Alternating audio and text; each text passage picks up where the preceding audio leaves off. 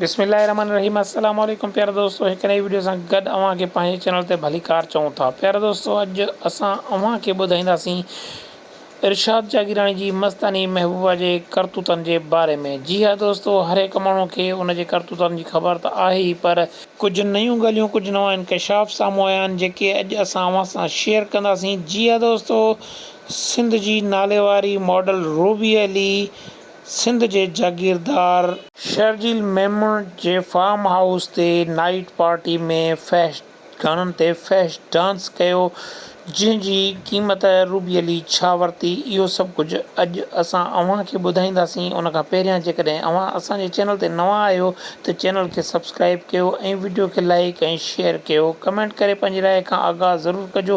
प्यारा दोस्तों, इन सां अव्हां जो को नुक़सानु न थींदो, पर असांजी काफ़ी सारी हौसला अफ़ज़ाई थी वेंदी।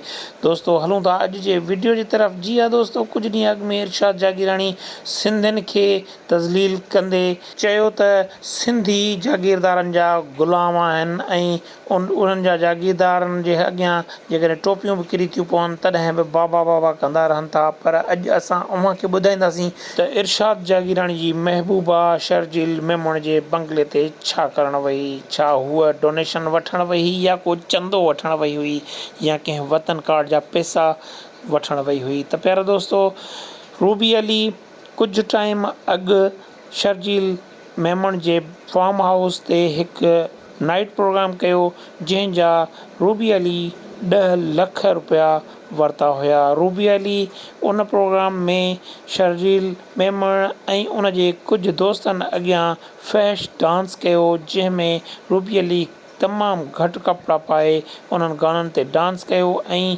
शर्जील मेमन ऐं उन जे दोस्तनि जी रूह रिहाण कई। त प्यारा दोस्तों, सिंध जे नाले वारे शाइर इरशाद जागीरानीअ जी महबूबा जी क़ीमत सिर्फ़ु 10 लख रुपया आहे। 10 लखनि एवज़ उहा पंहिंजी इज़त तक विकिणी सघे थी। इरशाद जागीरानी जी असलियत जी अव्हां खे ख़बर पइजी चुकी हूंदी।